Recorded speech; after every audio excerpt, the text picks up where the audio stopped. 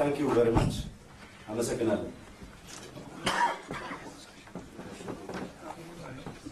Your Excellency Dr. Workneh Gebeyehu, Foreign Minister of the Federal Democratic Republic of Ethiopia, Your Excellency Rex Tillerson, U.S. Secretary of State, ambassadors, ministers, all protocol observed, welcome to Addis Ababa, the political and diplomatic hub of Africa. As His Excellency Minister Tillerson said during his speech at George Mason University, Africa is part of the future. It's a continent in which 70% of its population is youth. This population, Your Excellency, is an opportunity and again a challenge. Ethiopia, as a US partner and longer in the continent, I believe this extraordinary visit will further deepen the ties of Ethiopia and the United States, one of the oldest diplomatic ties. According to our program, His Excellency Dr. Workneh and His Excellency Rex Tillerson will highlight the gist of the discussions to the media, and that will be followed by questions from media houses. Media houses, make sure that you have one question. If it is more than one, yes, the two principals will respond to one question only. I thank you very much, Excellency Dr. Workneh. Thank you very much. Thank you. Good afternoon. The House is full. Your Excellency Tillerson, Secretary of State of the United States of America, we are delighted to have you here in your visit to Africa as a first stop here in Addis Ababa. United States and Ethiopia have a century-old relationship, a relationship which time-tested, all-weather relationship. So, Your Excellency, your coming here is a testament for this strong relationship. I and Excellency Secretary discussed extensive issues. Bilaterally, we discussed about regional issues, regional security, international issues, international politics. At the same time, how to boost our economic ties and investment between the United States of America and Ethiopia. We touched about the issue of South Sudan and Somalia, which we are working very closely together. And also, we discussed other very important security concerns that we have. And also, I explained to Excellency about our situation, the country's situation, the transition that we are in the process, and we are very thankful that the United States of America is a close friend which working with us in all aspects, especially in economic areas. So it was very cordial, candid, and very fruitful discussion. And thank you so much, Your Excellency. Thank you as well, Excellency, for the warm welcome and hospitality. And we just had a very enjoyable lunch where we were able to continue our discussion with a number of members of both of our delegations, which is always useful to gain a greater understanding of each other. I also want to welcome both the local press and the foreign media as well to this event. And we do appreciate our partnership, and particularly at such a critical time for Ethiopia. Also look forward to my meeting later today with the Prime Minister. And I'm quite excited to be in Ethiopia. This is my first visit, and certainly this was an important place to start my trip as Secretary of State to the continent, in large measure because of the more than 100-year diplomatic relationship between Ethiopia and the United States.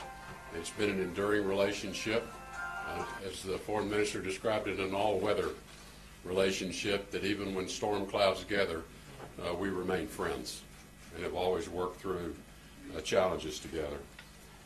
Also want to acknowledge again today, this being International Women's Day, and an opportunity to recognize and celebrate the social, economic, cultural, and political achievements of women across the world, and note the role of women in Ethiopia in promoting economic growth as well. It's quite evident the prominence that the women already occupy in government, but in economics as well, strengthening the rule of law, the important role they play in human rights, and building and strengthening a civil society that will thrive. As I indicated, the United States and Ethiopia are longstanding partners. I was glad to have the opportunity to exchange views with the Foreign Minister on many areas of mutual interest that we share. We recognize and share concerns expressed by the government about incidents of violence and loss of life. We do firmly believe the answer is greater freedom for people, not less.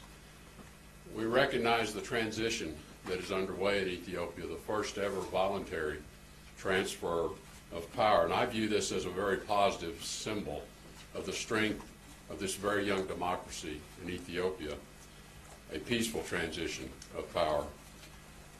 Given recent events, the United States has expressed our concerns with the government's decision to impose another state of emergency, because it does put restrictions on fundamental rights like assembly and expression. We also discussed in our exchange the importance of ensuring that security forces remain disciplined in maintaining law and order, preventing violence. They have a very difficult challenge on their hand. This tests their own discipline as well. We firmly believe that democratic reform, economic growth, and lasting stability are best addressed through an inclusive political process rather than through the imposition of restrictions.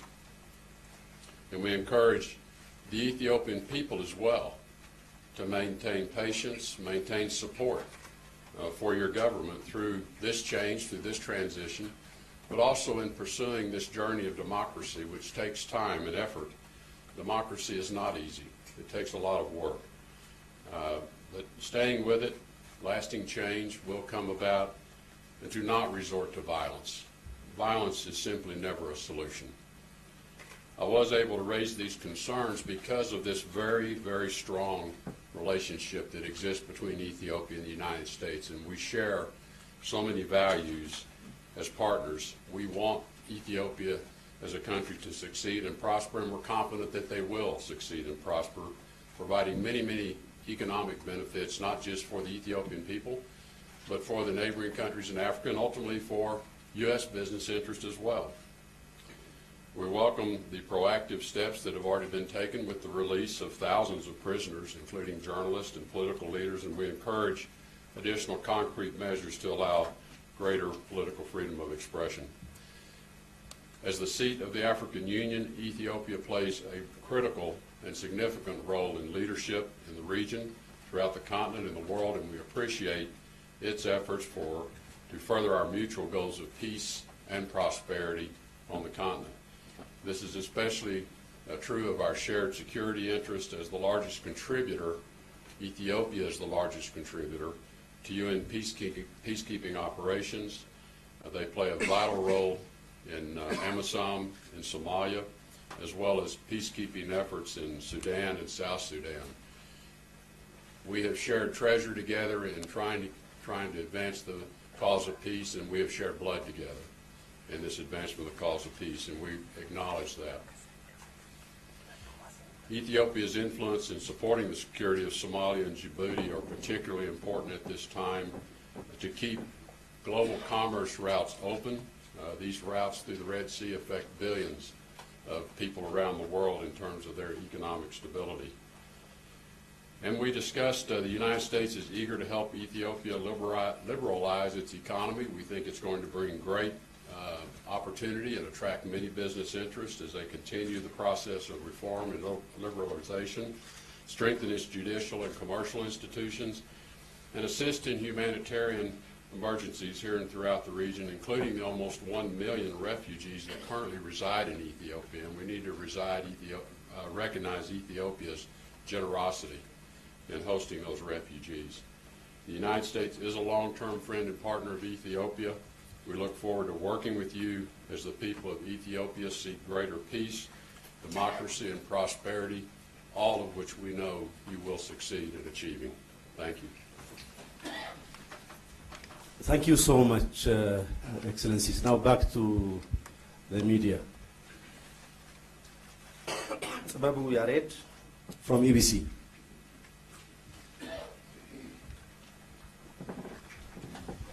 Thank you very much. Thank you very much. I'm Babu from EBC. My question goes to Your Excellency, Mr. Tillerson. What is the purpose and, of course, the implication of your visit to Ethiopia at this particular time? Thank you.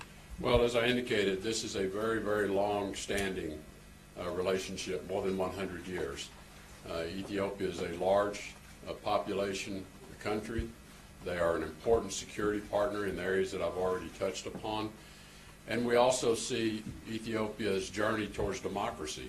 I think 27 years now, which is a long time, but it's a young democracy. And as I indicated, democracies are challenging. It's not easy to take a country forward as a democracy. And so we're here also to support Ethiopia's journey towards democratic society and institutions. But importantly also to have an exchange on additional steps that could be taken. What else can the U.S. do to be supportive and helpful of Ethiopia's economic development? Ethiopia has a vibrant economy, but there's a lot of potential that is yet to be realized in Ethiopia's economy. And we think there are great opportunities for U.S. private sector engagement in supporting economic growth, creating jobs for these many millions of young people who are working hard, getting an education in school. Now they want to have their opportunity for a future themselves. And so we want to be a part of that and hope to be a part of that. So there are so many touch points where we share a common interest of security, stability for the region, which affects our security, but also affects global security, and then opportunities for economic prosperity. And that's the purpose of the trip, is for us to better understand how do we work together as partners to achieve what are really common aspirations. Next question, Sisai Ubishet, Afro FM. I'm trying to meet gender parity. Thank you very much. My question also goes to Secretary Tillerson. You came during the time of the second state of emergency in Ethiopia, and what is your opinion towards the state of emergency as many nations are on that, and how is the U.S. following the current political situation in Ethiopia, and what role does it want to play? Thank you. Well, as I indicated, first and foremost, I want to acknowledge this voluntary transfer of power. We think that's a very powerful symbol to the strength of the democratic process here in Ethiopia. And we think it's important that the parliament, which has been elected by the Ethiopian people, decide who the next leader should be. That's the way democracy should perform. So I want to first acknowledge the very positive aspects of what is happening. I know it's challenging for the country, it creates uncertainty, and that is the hard part of democracy. But we support this peaceful transfer of power. As to the state of emergency, as I indicated, we believe ultimately giving people greater freedom gives them a greater investment in this democracy as well.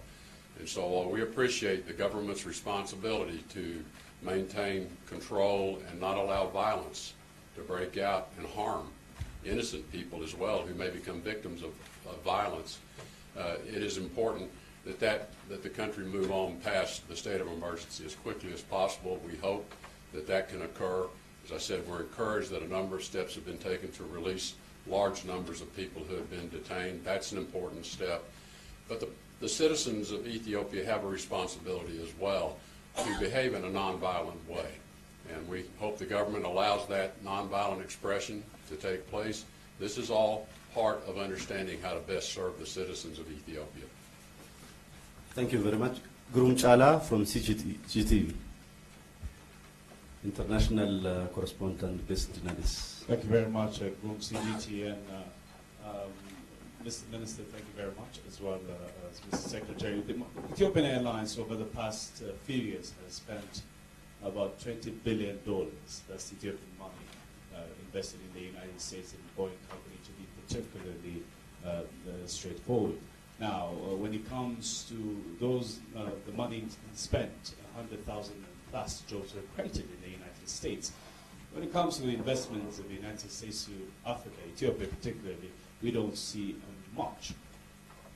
Policy-wise, what's the next move in this country, and particularly also in the African continent, to expedite investments? And how do you view, Mr. Minister, the expectation from the Ethiopia side, the U.S. involvement in helping the country industrialize and even more trade internationally? Thank you very much. Well, we had a very robust discussion of economic opportunities and the potential economic opportunities that we see within Ethiopia. And because you mentioned the aviation connection, Ethiopia is becoming a critical hub for intercontinental traffic for people traveling from the United States, with more and more nonstop connections for Americans to travel to Addis Ababa and then make connections to other parts of the continent. I think this is going to promote a great deal of interest in Africa and in Ethiopia. You know, there are still economic reform measures that are necessary, not just in Ethiopia, but in other parts of Africa as well, to lower some of the barriers to investment, create greater certainty to outside business investors, strong rule of law, good regulatory processes. The more privatization of holdings as possible creates opportunities. But we understand this is all part of governments and transitions, economies and transitions. But that's what we encourage, is what are the areas of opportunity where we believe there will be strong interest in U.S. companies to participate. I commented on, in our discussions, what we understand soon to be completed, a continental free trade agreement. And we believe stimulating intracontinental economic activity and trade from countries on the continent is actually going to create even more opportunity for inbound foreign investment, and certainly U.S. business interest in wanting to be a part of the intracontinental trading system as well. Similarly, with the civil aviation agreement that's being negotiated through the African Union, that once again is going to just tie the continent more closely together, more efficiently. All of these are very positive conditions for outside businesses to want to participate and be a part of. So I think a number of very positive steps are being taken. And I think it's really ensuring that American businessmen and investors understand what are the opportunities here. And we had discussions about how to do that as well. Recently creating an American Chamber of Commerce, Ethiopian Chamber of Commerce partnership is going to be very important to exposing American businesses to the opportunities here. So I think there's a lot of it in front of us yet to come. And as the conditions are created and some of these pieces come into place, I think American business and private sector interest is going to grow in Ethiopia. As Secretary has said, the issue of investment and trade is also one of the agendas that we have discussed with Secretary Tillerson.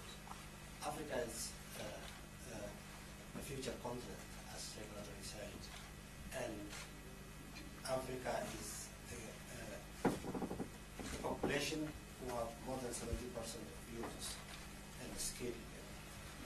So coming to Africa is, by all measurements, will benefit the business and the investment of America. So we are expecting more investors to come to Ethiopia and Africa.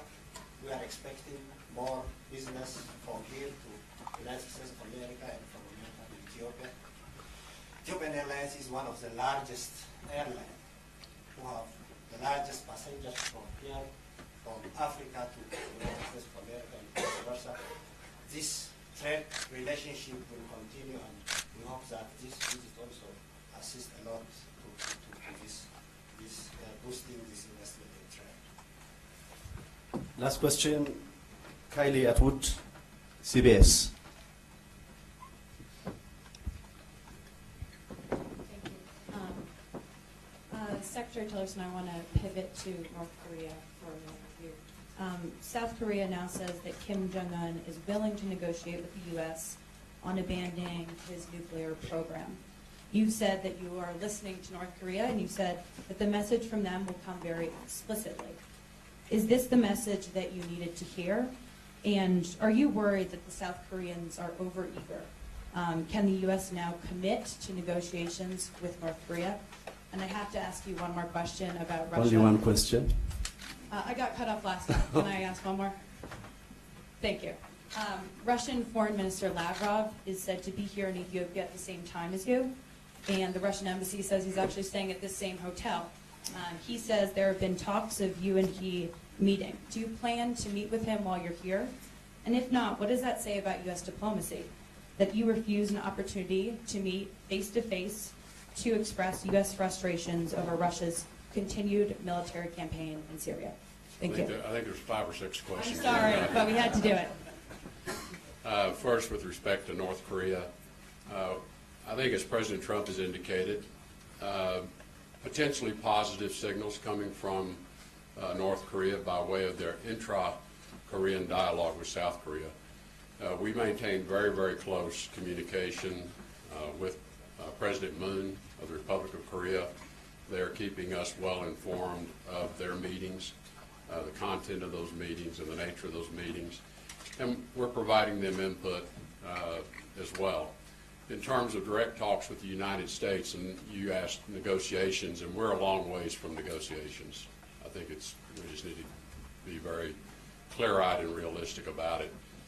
I think the first step, and I've said this before, is to have talks, have some kind of talks about talks, because I don't know yet until we are able to meet ourselves face-to-face with representatives of North Korea, whether the conditions are right to even begin thinking about negotiations. And that's kind of the current state of play.